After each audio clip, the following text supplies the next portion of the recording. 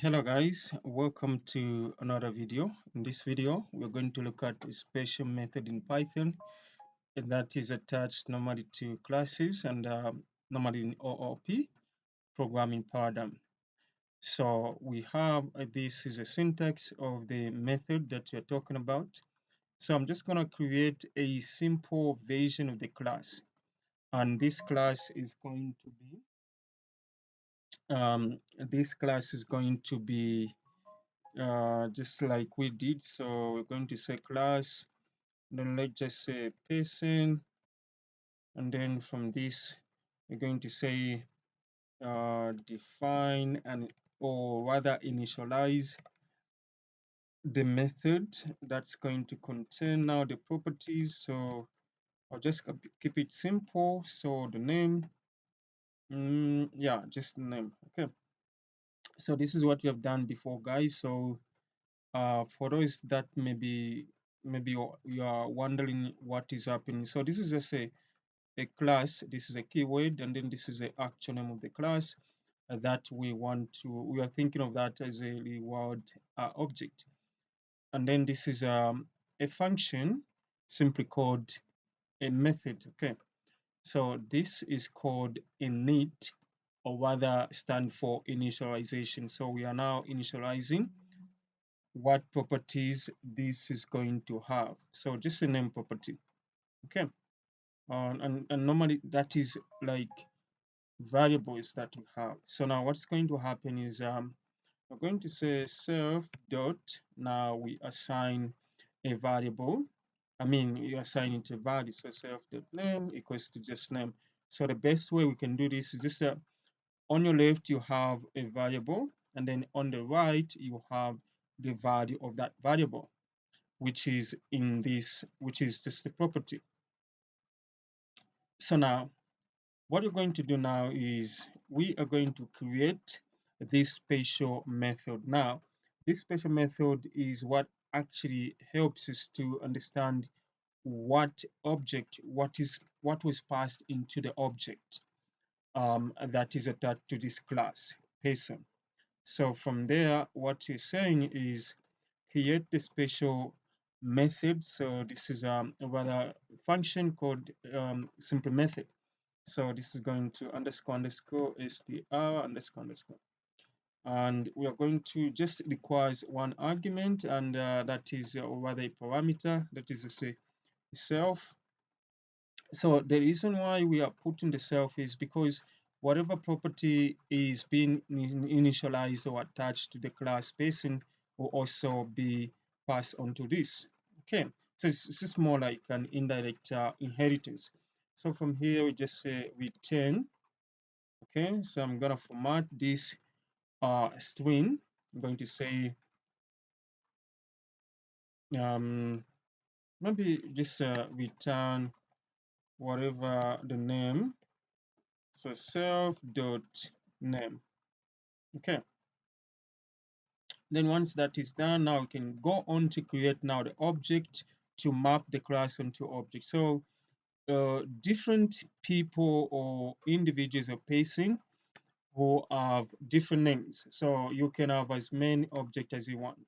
So I'm going to say P1 or person number one is equal to whatever the class we are dealing with.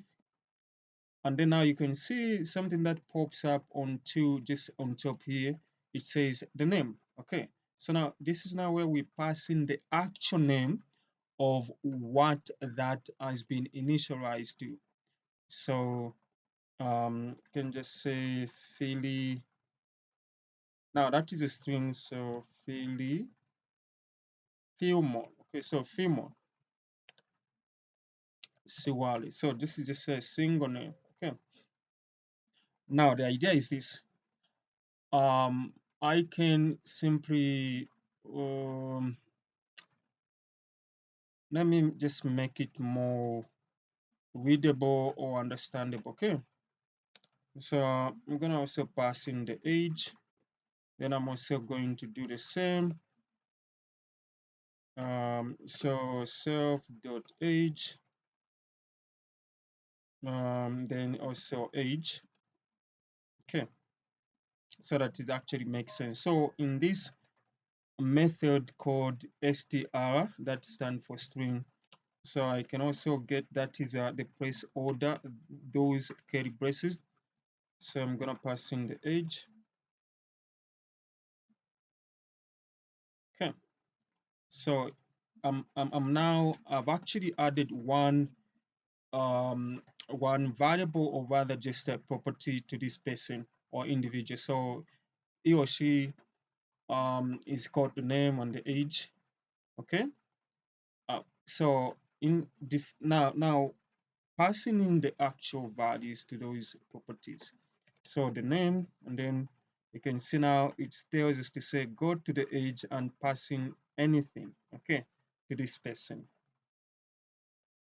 So now age is a number, so there is no need for you uh, to wrap that thing with the codes.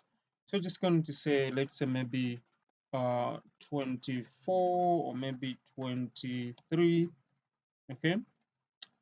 And now what you've done is this method, what it is just going to do is just to print this object so that we can really understand what values of those variables or the properties, these, the name and the age, what, how were they passed into that object.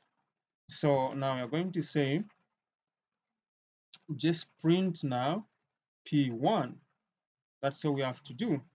And then now we run the program. So the program will just return the name as in how we passed it, okay, and then also the age. Then let me just put a pipe there, and maybe just this, okay. So now I can run the program.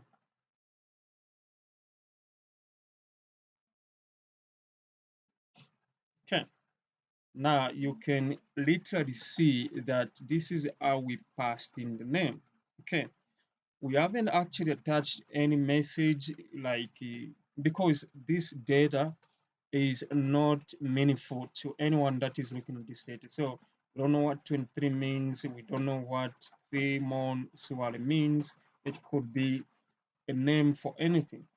Okay.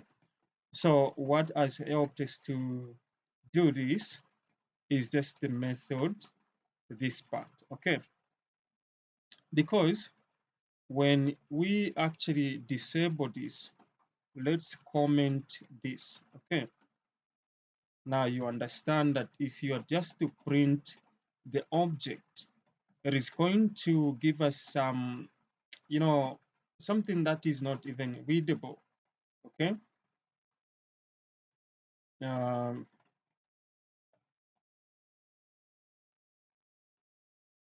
mm,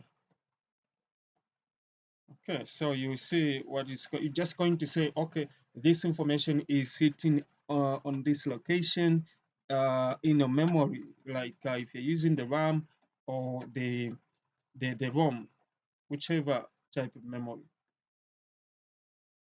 So you can see that this person class, okay, object sits at this location. Now, this location is not readable to human being, or at least it's not something that a human being can be able to understand. So the spatial method, the str, the string method, this one allows us, or at least helps us to understand how the data was passed into that object of the class. And we can see the difference. So have you seen that I'm able to return perfect, data. Of course, this is not 100% perfect, but it just tells us to say how the data was passed in. Okay, so that's how you can go about the special method in Python, the str. Okay,